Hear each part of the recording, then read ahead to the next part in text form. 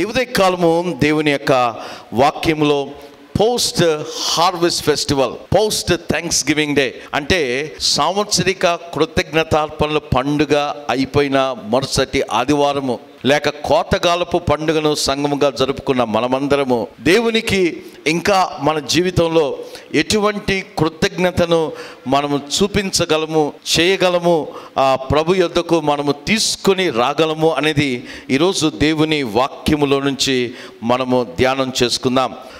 కొలసీలకు రాసిన పత్రిక 3వ అధ్యాయము 15వ వచనము ఆ కింది భాగం మనం చూసినట్లయితే, ఇందుకొరకే మీరు ఒక్క శరీరముగా పిలువబడితిరి మరియు కృతజ్ఞులై ఉండుడి. మళ్ళా నేను చదువుతున్నాను. పౌలు భక్తుడు కొలసీ సంఘానికి పత్రిక రాస్తూ 3వ అధ్యాయములో ఈ మాటను పలుకుతున్నారు.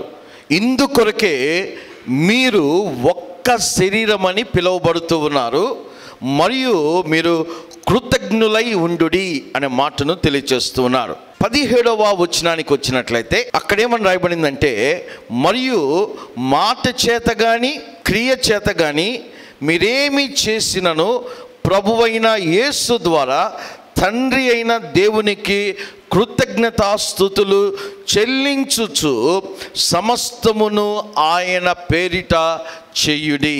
ప్రియమైన దేవుని బిడ్డలారా, ఈ యొక్క వాక్యము మనము జాగ్రత్తగా చూసినట్లయితే పౌలు ఆయన రాసిన పత్రికలలో ఈ కొలసీ పత్రిక 3వ అధ్యాయము 15 నుంచి 17వ వచనాల వరకు చూసినట్లయితే, ఇందు నిమిత్తము మీరు ఒక శరీరముగా పిలువబడుచున్నారు. For this reason you called as one body in Christ అనే మాటను మనం చూస్తున్నాం. సంఘము అంటే క్రీస్తు శరీరము అనేది మనము అర్థం చేసుకోవాలా.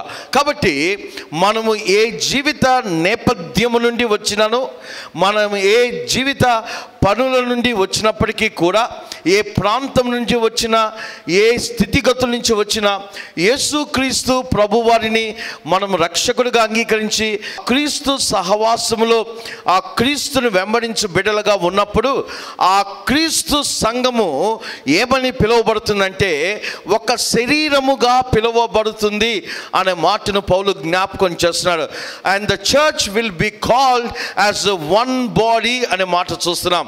ఈ శరీరములో దేవుడు చాలా అవయవాలు ఉంచాడు. ప్రతి అవయవమును బట్టి దేవునికి మనము వందనస్తులమై ఉంటున్నాము, దేవునికి కృతజ్ఞత చెల్లించాలి.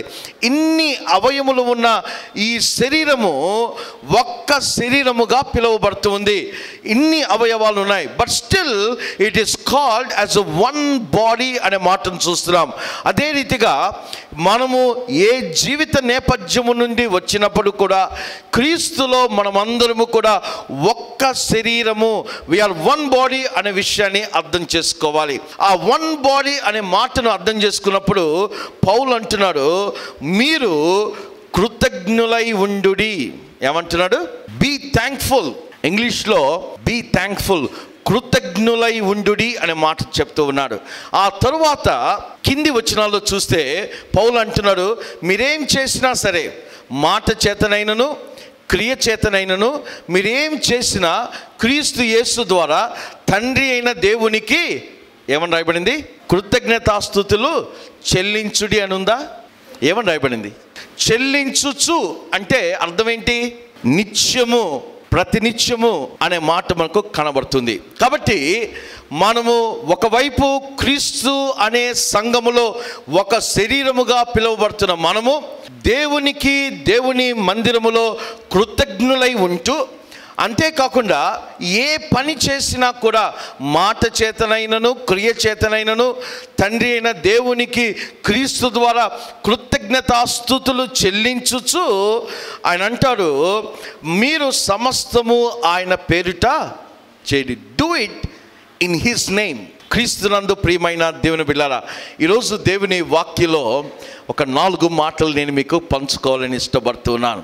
How God measures our thanksgiving. అర్థమవుతుందా? How God measures our thanksgiving. మన కృతజ్ఞతను దేవుడు ఏ కొలమానముతో ఆయన కొలిచే దేవుడు అనేది ఈ ఉదయకాలము అర్థం చేసుకుందాం. దానికి ముందు మీకు ఒక మాట మీకు జ్ఞాపకం చేయాలని ఇష్టపడుతున్నాను. మన యొక్క బరువును కొలవడానికి దెర్ ఇస్ ఎ మెషిన్ కదా, టు మెజర్ అవర్ వెయిట్. నా బరువు కొలవడానికి మెషిన్ ఉంటుంది. ఆ మెషిన్ మీద నిలబడితే నా బరువు ఎంతో తెలుస్తుంది. So to calculate my weight there is a machine, ఒక పరికరం అక్కడ ఉన్నది అనేది మనం అర్థం చేసుకోవాలి. రెండవది, నా ఎత్తును కొలవడానికి దెర్ ఇస్ ఎ టేప్. ఒక టేప్ ఉంటుంది. ఆ టేప్ ద్వారా కొలిస్తే నేను ఎంత పొడవు ఉన్నానో తెలిసిపోతుంది. కాబట్టి నా బరువును కొలవడానికి మెషిన్ ఉన్నది, నా ఎత్తును కొలవడానికి టేప్ ఉంటూ ఉన్నది. అట్ ద సేమ్ టైం మన వ్యక్తిత్వాన్ని కూడా కొలవచ్చు. అర్థమవుతుందా? మన వ్యక్తిత్వాన్ని అనగా టు మెజర్ అవర్ క్యారెక్టర్. నా జీవిత వ్యక్తిత్వాన్ని కూడా కొలవచ్చు. ఎలా పాస్టర్ గారండి అంటే, ఒక మెషిన్ మీద నిలబడితే నా క్యారెక్టర్ కనబడుతుందా, లేకపోతే ఆ టేప్ తీసుకొని కొలిస్తే నా క్యారెక్టర్ కనబడుతుందా? దెన్ నా వ్యక్తిత్వము ఎలా కొలవబడుతుంది? How my character is been measured అంటే రెండు విధాలుగా అది కొలవబడుతుంది. ఒకటి, by my attitude and by my words. నా మాటల ద్వారా, నా వైఖరి ద్వారా నా వ్యక్తిత్వము కొలవబడుతుంది. రెండవది, నేను చేసే పనులు బట్టి లేక మనము చేసే పనులు బట్టి మన వ్యక్తిత్వము కొలవబడుతుంది. అర్థమైందా ఇప్పుడు? How our character is been measured. Our character is been measured by our attitude, by our words and by our actions. ఈ మూడిటి ద్వారా మన వ్యక్తిత్వము లోకంలో కలుస్తారు. పలానా వాళ్ళు పలానా అనేది, that's how the people measure our life. Now the question comes. ఇక్కడ ఒక ప్రశ్న, how God measures our thanksgiving. నా బరువును కొలవడానికి మెషిన్ ఉంది, నా ఎత్తును కొలవడానికి టేప్ ఉంటూ ఉన్నది, నా వ్యక్తిత్వాన్ని లోకంలో కొలవడానికి నా మాటలు, నా వైఖరి, నా క్రియలు ఉంటూ ఉన్నాయి. మరి నా కృతజ్ఞతను దేవుడు ఎలా కొలుస్తాడు? ఈ ప్రశ్నను ఈరోజు మనము దేవుని వాక్యంగా ధ్యానం చేసుకుందాం. How God will measure your thanksgiving. నీ కృతజ్ఞతను దేవుడు ఎలా కొలుస్తాడు? బైబిల్ ఏమని రాయబడిందంటే, there is a yardstick in the hand of God.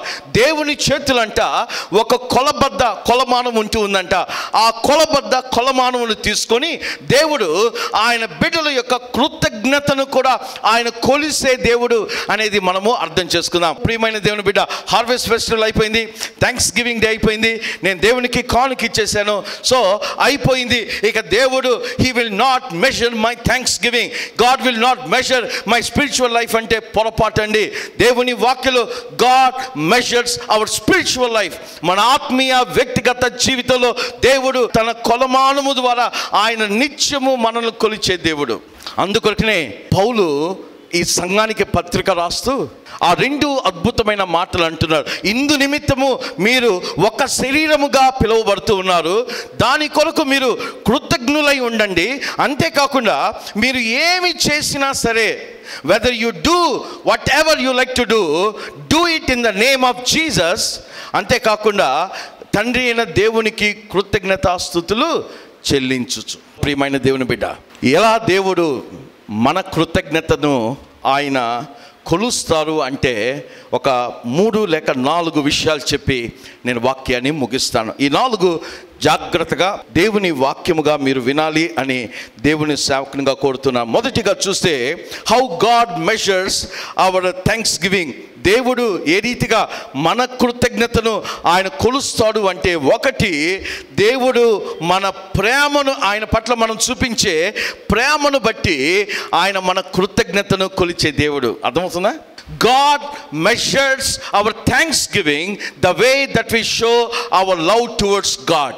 దేవుని పట్ల నేను కావచ్చు, దేవుని పట్ల నీవు కావచ్చు, దేవుని పట్ల మన కుటుంబాలు కావచ్చు, దేవుని పట్ల ఒక సంఘముగా కావచ్చు, నీవు నేను ఆ దేవుని పట్ల చూపించే ఆ ప్రేమను బట్టి దేవుడు మనలో ఉన్న, తన పట్ల ఉన్న ఆ కృతజ్ఞతను ఆయన కొలిచే దేవుడు అనేది ఉదయకాలము మనము వాక్యము ద్వారా అర్థం చేసుకుందాం. ఈ మాటను నువ్వు అర్థం చేసుకోవాలి అంటే మత్తయి సువార్త 26వ అధ్యాయము నాతో పాటు బైబిల్లో చూడండి. మత్తయి సువార్త 26వ అధ్యాయము 6వ వచనాన్ని నేను చదువుతున్నాను. యేసు బేతనీయలో కుష్ఠిరోగి అయిన సీమోను ఇంట ఉన్నప్పుడు ఒక స్త్రీ మిక్కిలి విలువగల అత్తరు బుడ్డి తీసుకొని ఆయన యొద్దకు వచ్చి ఆయన భోజనముకు కూర్చుండగా దానిని ఆయన తల మీద పోసెను. శిష్యులు చూచి కోపపడి, జాగ్రత్తగా విందాం, యేసుక్రీస్తు ప్రభువానంట బేతనీయ అనే చిన్న గ్రామంలో కుష్ఠిరోగి అయిన సీమోను ఇంటిలో యేసు తన శిష్యులతో ఉంటూ ఉన్నాడు.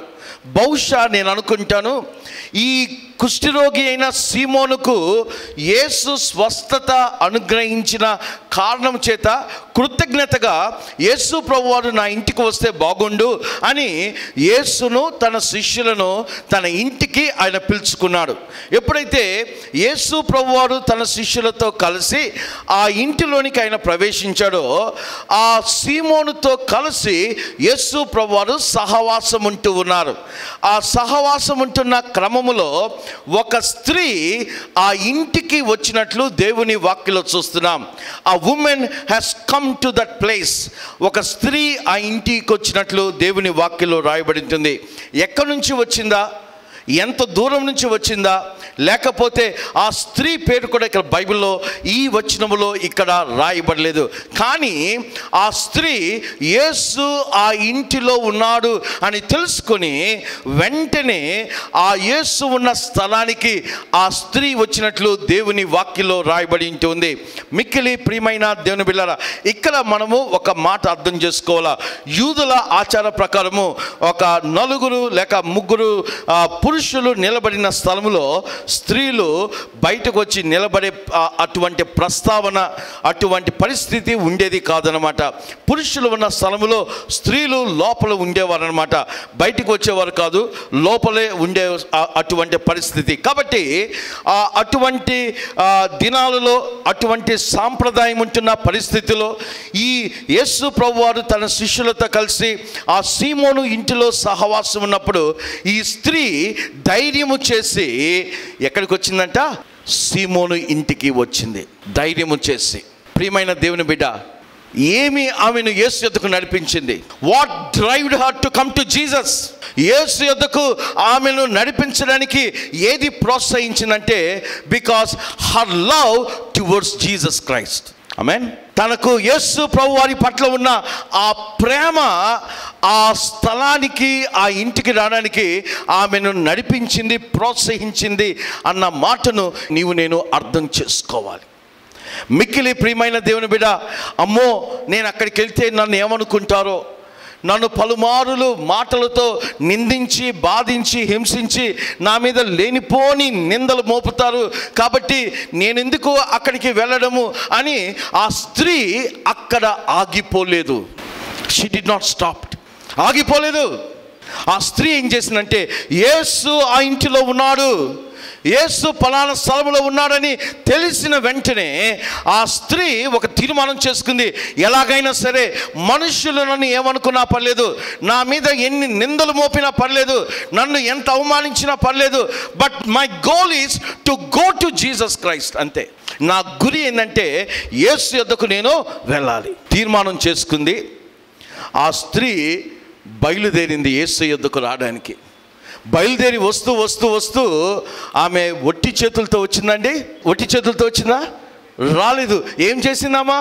ఆమె వస్తూ వస్తూ యేసు యొద్దకు వెళుతూ తన ఇంటిలో ఉన్న విలువైన ఖరీదైన ఆ అత్తరు బుడ్డిని ఆ స్త్రీ తీసుకొని యేసు యొద్దకు వెళ్ళినట్లు దేవుని యొక్క వాక్యలో చూస్తున్నాం.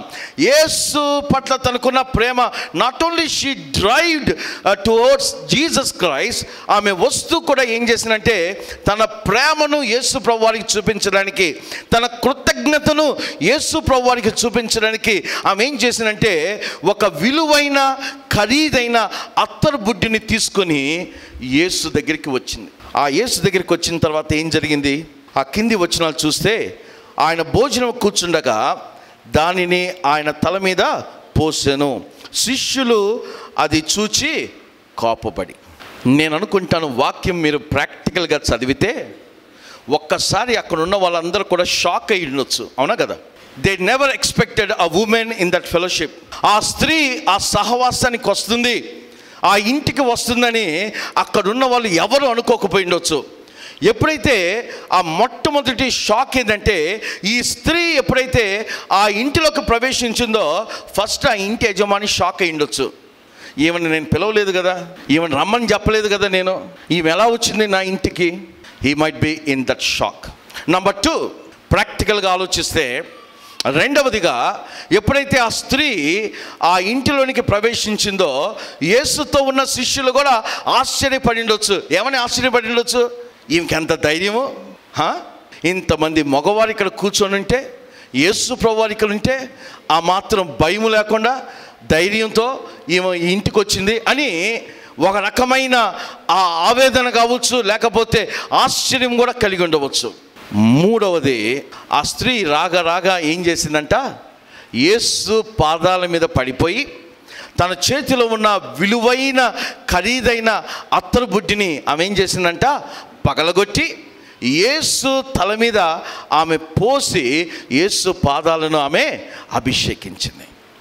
ఆమె ఎప్పుడైతే ఆ పని చేసిందో ఇంకా షాక్ అయిపోయారు. అసలు they were literally under shock. పిలవకుండా వచ్చింది, పిలవకుండానే ఇక్కడ కూర్చుంది.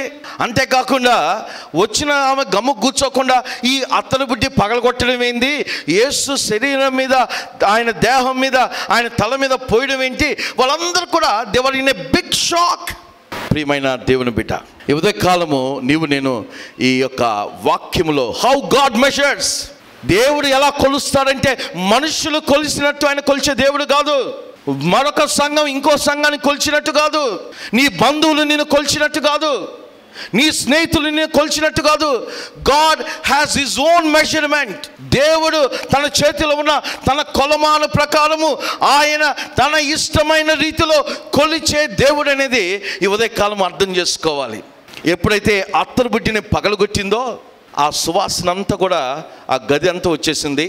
ఆమె అత్తరు తీసుకుంది, యేసు మీద పోయడము, ఆ తర్వాత కార్యం జరగడం అదంతా చూసి శిష్యులు చూచి కోపపడి ఈ నష్టము ఎందుకు, వాడు చేయడు, తెలుగులో సామెత ఉంది కదా, వాడు చేయడు చేసేవాడిని, అదే అన్నమాట మానవ బుద్ధి అంటారు అనమాట. వాడు చేయడు చేసేవాడిని చేయనీయుడు, చేసేదానిని ఆటంకపరుస్తూ ఉంటారు. అది మానవ స్వభావం అన్నమాట.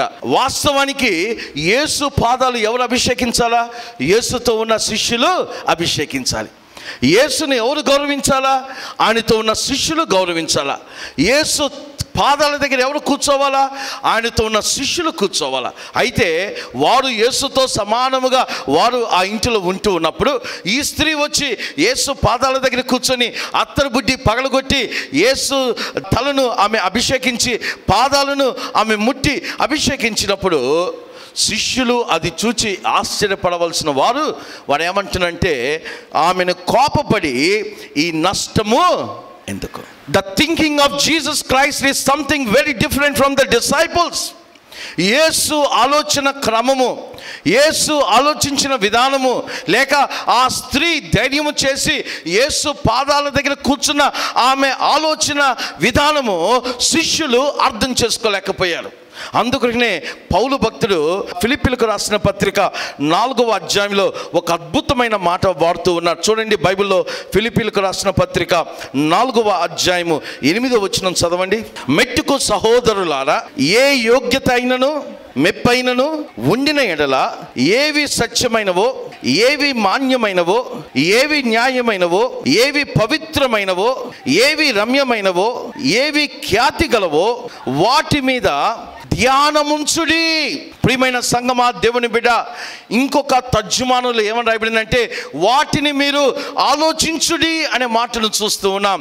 థింక్ అబౌట్ దిస్ థింగ్స్ అనే మాటను దేవుని వాక్యంలో మనకు కనబడుతూ ఉంది. కాబట్టి ఆ శిష్యులు ఆ స్త్రీ చేసిన పనిని అర్థం చేసుకోలేకుండా, ఆ స్త్రీ యేసు పట్ల చూపించిన ప్రేమను అర్థం చేసుకోలేకుండా, యేసు యొద్దకు ఆమె తీసుకొచ్చిన బహుమానమును అర్థం చేసుకోలేక ఉల్టా వాళ్ళు ఏం చేశారంటే ఆ స్త్రీని వారు కోపపడుతున్నారు. ఏమని కోపపడుతున్నాడు?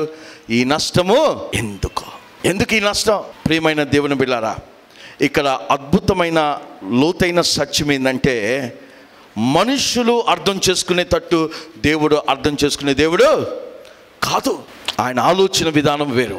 ఆయన ఆలోచించే విధానంలో ఆ దేవుడు సమస్తమును కూడా అర్థం చేసుకునే దేవుడు. అందుకొరకనే మానవుడు పైవేషం చూస్తాడంట, దేవుడు అంతరంగమును పరిశీలించే గొప్ప దేవుడు. ఆయన హృదయాంతరంగమును పరిశీలించే దేవుడు అనేది దేవుని వాక్యంలో మనం చూస్తున్నాం. ఆ తర్వాత ప్రభు యొక్క స్పందన చూడండి, యేసు ఎలా స్పందించారో చూడండి. ఆ 10వ వచనం చదవండి. ఎప్పుడైతే శిష్యులు కోపపడి ఈ యొక్క నష్టం ఎందుకని వారు మాట్లాడినప్పుడు, అప్పుడు యేసు స్పందించి 10వ వచనంలో ఒక మంచి మాట అంటాడు. యేసు ఆ సంగతి తెలుసుకొని, ఈ స్త్రీ నా విషయమై ఒక మంచి కార్యము చేసెను, ఈమెను మీరేలా తొందర పెట్టుచున్నారు? Why do you bother her? అంటే అక్కడ అర్థం ఏంటి? యేసు ఆమె చేసిన పనిని అర్థం చేసుకున్నాడా లేదా? అర్థం చేసుకున్నాడు. యేసు ఆమె వచ్చిన విధానమును అర్థం చేసుకున్నాడు. యేసు ఎందుకు ఆమె పాదాల దగ్గర కూర్చుందో యేసు అర్థం చేసుకున్నాడు. ఆ అత్తరు బుడ్డిని ఎందుకు పగలగొట్టిందో యేసు అర్థం చేసుకున్నాడు. ఆ యేసు కాళ్ళ యొద్ద ఆమె చేసిన కార్యమును యేసు అర్థం చేసుకొని ప్రభు పలికిన మాట ఏంటంటే, ఈ స్త్రీ నా విషయమై ఒక మంచి కార్యము చేసెను, ఈమె మీరెందుకు తొందర పెట్టుచున్నారు? Why do you bother her? The people will bother you. లేక నీ వెనక, నీ ముందు, లేక ఇదెందుకు అదెందుకు అనే రీతిలుగా మనుషులు మాట్లాడుకుంటూ ఉన్నారు. ఆ రోజు నెహెమ్యా కూడా పడిపోయిన యెరూషలేము గోడలు కడుతూ ఉంటే అక్కడున్న వాళ్ళు కూడా అనేక రీతులుగా ఇబ్బంది పెట్టారు. ప్రియమైన సంగమా, దేవుని బిడ్డ, దేవుడు మన కృతజ్ఞతను ఎలా మెజర్ చేస్తారంటే, remember by your love towards him. నీ ప్రేమను బట్టి, నా ప్రేమను బట్టి ఆయన పట్ల అది దేవుడు కొలిచే గొప్ప దేవుడు. ఒకసారి ఆలోచించండి, ఆ యేసయ్య దగ్గరికి రావడానికి ఎన్ని ఇబ్బందులు పడి ఉండొచ్చు. ఆ స్త్రీ అవమానాలు పడ్డది, నిందలు పడ్డాయి, కోపపడ్డది, అన్నీ అనుభవించి ప్రేమతో యేసు పాదాల దగ్గరికి వచ్చింది. That's why Jesus honoured her. Amen. ఎలా దేవుడు ఆమెను గణపరిచాడో మీరు కింది వచనాల్లో చూడండి. 13వ వచనం చదవండి. సర్వలోకమందు ఈ సువార్త ఎక్కడ ప్రకటించబడునో అక్కడ ఈమె చేసినదియు ఈమె జ్ఞాపకార్థముగా ప్రశంసించబడునని మీతో నిశ్చయముగా చెప్పుచున్నానని వారితో చెప్పాను. దేవునికి స్తోత్రం కలుగును గాక. దేవుడు ఎంత గొప్పవాడు చూసారా? ఒకవైపు శిష్యులు కోపపడుతూ, ఒకవైపు శిష్యులు ఆమెను అంగీకరించకుండా, ఒకవైపు శిష్యులు ఆమె మీద పలు నిందలు మోపినప్పటికీ కూడా యేసు ఆమెను అర్థం చేసుకొని ప్రభు అంటున్నాడు, ఈమె నా విషయమై ఒక మంచి కార్యం చేసింది. ఈ సువార్త ఎక్కడ ప్రకటించబడుతుందో, నేను మరలా భూమిని దర్శించేంత వరకు ఈ సువార్త ఎక్కడ వినిపించబడుతుందో ఈ స్త్రీ చేసిన కార్యము కూడా జ్ఞాపకార్థంగా నిలిచిపోతుంది. God honours hour love. నువ్వు దేవుని పట్ల నువ్వు చూపించే ప్రేమను దేవుడు చులకనగా తీసుకునే దేవుడు కాదు. దేవుని పట్ల నువ్వు చూపించే ప్రేమను ఆయన నిర్లక్ష్యం చేసే దేవుడు కాదు.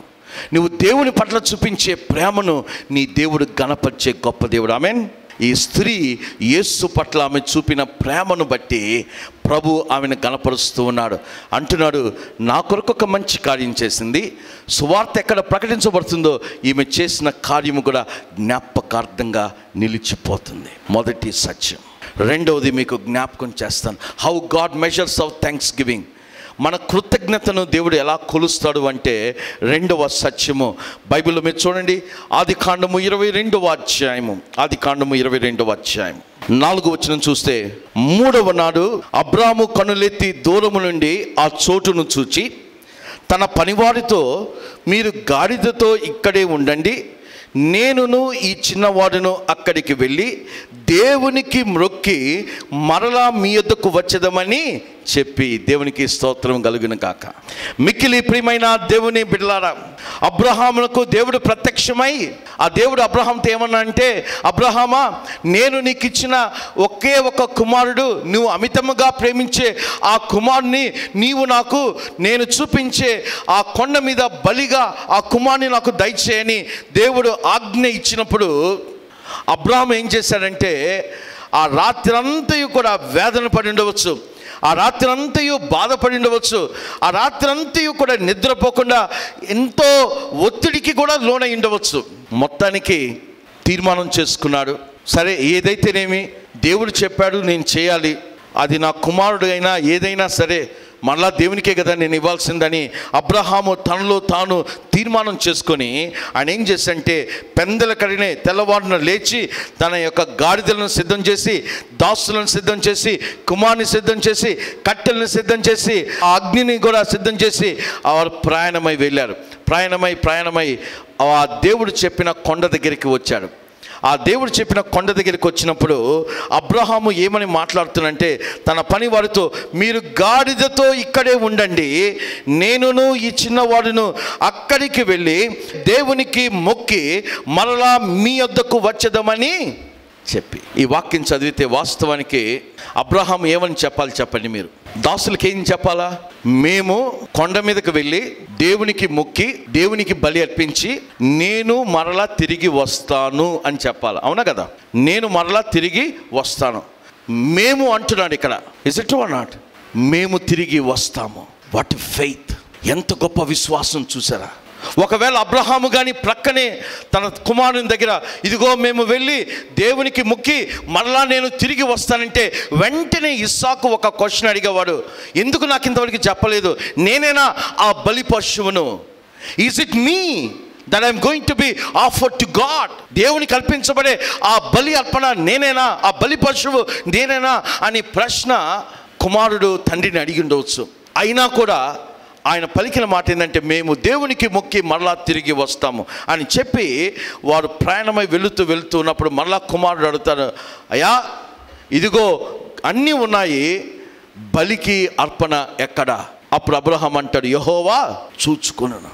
God will take care. ప్రియమైన దేవుని బిడ్డ, రెండవ లోతైన అద్భుతమైన సత్యం ఏంటంటే God measures our faith. God measures our faith. మన విశ్వాసాన్ని ఆయన కొలిచే గొప్ప దేవుడు అండి. లోకము నా ఎత్తు కొలుస్తుంది, లోకము నా బరువును కొలుస్తుంది, లోకము నా విశ్వాసాన్ని కొలవలేదు. నా విశ్వాసాన్ని కొలవగలిగిన వాడు దేవుడు ఒక్కడే. Only God alone can measure my faith and your faith. నీ విశ్వాసాన్ని నా విశ్వాసాన్ని దేవుడు ఒక్కడే కొలవగలిగిన వాడు. God measures our thanksgiving through our love. దేవుని పట్ల మనం చూపించే ప్రేమను బట్టి మన కృతజ్ఞత హృదయాన్ని ఆయన కొలిచే దేవుడు. రెండవది ఆ దేవుని పట్ల మనకున్న విశ్వాసమును బట్టి మన కృతజ్ఞత హృదయాన్ని ఆయన కొలుస్తాడంట. ఇప్పుడు మీకు అర్థమైందా? అబ్రహాం ఎప్పుడైతే ఈ మాట చెప్పాడో పైకి వెళ్ళాడో ఆ బలి అర్పించడానికి సిద్ధపడి కత్తి ఎత్తినప్పుడు దేవదూత స్వరము వినబడింది, అబ్రహామా నీ కుమారునికి నువ్వేమీ హాని చేయవద్దు, ఒక్కసారి నీ కన్నులెత్తి ఆ పొద వైపు చూడు, అక్కడ ఒక గొర్రెపిల్ల సిద్ధపరచబడి ఉన్నది. అబ్రహాము విశ్వాసమును చూచి దేవుడు సంతోషపడిపోయాడు. ప్రియమైన దేవుని బిడ్డ, it is stands as your faith in God. మూడవ మాటను జ్ఞాపకం చేస్తాను. మూడవ సత్యం ఏంటంటే how God measures our thanksgiving. మన కృతజ్ఞతను దేవుడు ఎలా కొలుస్తాడు అంటే మూడవ సత్యము, God measures our thanksgiving by our patience. మన నిరీక్షణను ఆయన చూసి ఆయన సంతోషించే దేవుడు. అన్నీ బాగున్నప్పుడు praise the Lord thanksgiving అని చెప్పడం కాదు. ఇన్ యువర్ డెత్ సర్కమ్స్టాన్సెస్, నీ క్లిష్టమైన పరిస్థితుల్లో కూడా నీ దేవునికి నీవు కృతజ్ఞత చెల్లించగలిగినప్పుడు that is the real thanksgiving. ప్రియమైన దేవుని బిడ్డ, లెట్ మీ క్లోజ్ హియర్. దేవుడు, this is how God measures our thanksgiving. God measures our love, our faith, our patience, hope, our heart of and the mind of giving unto him. అట్టి కృప దేవుడు మనందరికీ ప్రభు దయచేయను గాక. తల ఉంచుదాం, ప్రార్థన చేసుకుందాం. పరిశుద్ధుడా యేసయ్య, ఇచ్చిన వాక్యం బట్టి వందనాలు. గొప్ప భక్తులను మా ముందు నీవు ఉంచిన దేవుడవు. నేను తప్పిపోయి ఉండవచ్చు, మేము తప్పిపోయి ఉండవచ్చు, ఆగిపోయి ఉండవచ్చు, నిర్లక్ష్యం చేసి ఉండవచ్చు. అయ్యా నీ సన్నిధికి తిరిగి వస్తున్నా. మేము ఎక్కడైనా ఆగిపోయి తప్పిపోయి నిర్లక్ష్యముగా ఉండి ఉంటే తిరిగి నీ దగ్గరకు వచ్చి మేము జరిగించుటకు నీ కృప దయచేయండి. ఇది బహు గొప్ప కార్యము అనే మాటను మేము అర్థం చేసుకో. మా ప్రేమ గల తండ్రి, అబ్రహాము వంటి గొప్ప విశ్వాసము, విధేయత, ఆ స్త్రీ నీ పట్ల కలిగిన ఆ గొప్ప ధైర్యంతో కూడిన ప్రేమ నీ యందు వ్యక్తపరచడానికి నీ కృప దయచేయి. నీ దయగల చేతికి అప్పగించుకుంటూ సంఘమంతటిని దీవించుమని యేసు నామమున ప్రార్థించి వేడుకుంటున్నాను తండ్రి. ఆమేన్.